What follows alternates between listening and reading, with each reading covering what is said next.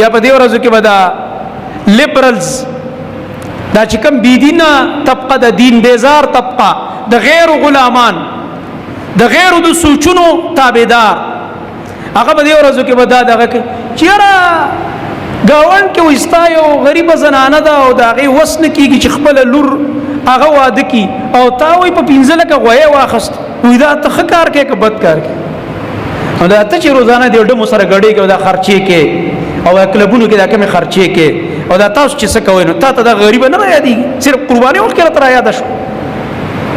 او حج پرې وکړه خندق یاره چې څه چې ته په دې دومره لکون روپو حج کې نو د غریب سره مدد ولې نه کې یاد ساته دا مخکې ما ویلو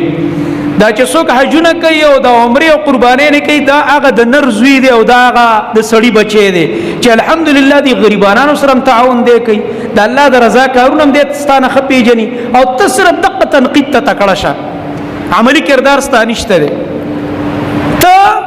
چې کوم پروګرامونه په هوټلو کې ارینج کې دا غي بلونه وګوره تاره چې بار نه کوم ډالر راځي او د یورپ نه تعالی کوم یوروز راځي او پاغه خرچو ته کوم پورټل کې پروګرامونه کې پاغه د یو کس لس حجونه کیږي تا خو ځان ته کلم ونه ویل چې لکه ډېر غټه خرچم دی هوټل کې وکړه او د فلانی پارک کې موږ داسې غټ پروګرام وکړو پارټیان کو چې ته غریبانان له ولې نه ورکو تا په ټول عیاش را جمع کړی تا کله غریب سره مدد کړی ته به الکه چې ته د یورپ نه ډالر راوغواړي طالب راشي د یو کس په سر مثال په تور $5000 او ور به کړو $200 یو سبو لويسي او بیل به جوړ کې چې ما $5000 ورک ستا کار د اغلا او 2 نمبرې ده تم موږ ته معلومي الحمدلله کوم چې دیندار طبقه ده دا په هر کار کې مخکې دي د الله په فضل باندې دوی د الله د حقوق ادا کولو اهتمام هم کوي او د دې د برکت نه الله دوی له توفیق ورکړي چې د بندگانو حقونه ادا کوي کونډه رنډه سره دوی منډه وای تعاون کوي د یتیم سره هم دوی تعاون کوي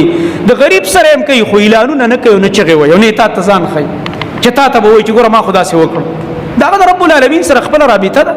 د الله د رضا لپاره کوي سو کړو خبرې نه پزان باندې زما محترم ورونو دی اعمال سره د حج او عمره سره ګناونه معاف کیږي او فقر ختميږي ظاهره کې حقوق ګوري عقل دا وای عقلی فلسفه دا چې په حج خو لکونه روپۍ ولګي په عمره خو لکونه روپۍ ولګي او د الله نبی دې سره غریبي ختميږي او ډیر خلک دا سيدي چې هغه ویره زه د حج نه کوم چرته غریب نشم مړه حج وکنو کته غریب شي به را شماته وای چې دا وګور حج مکو غریب شو د الله بنده دا رب العالمین سره واستاره به ته الله بندگی کې ته غریب شي ته محتاج اس کله دې نشي کېدل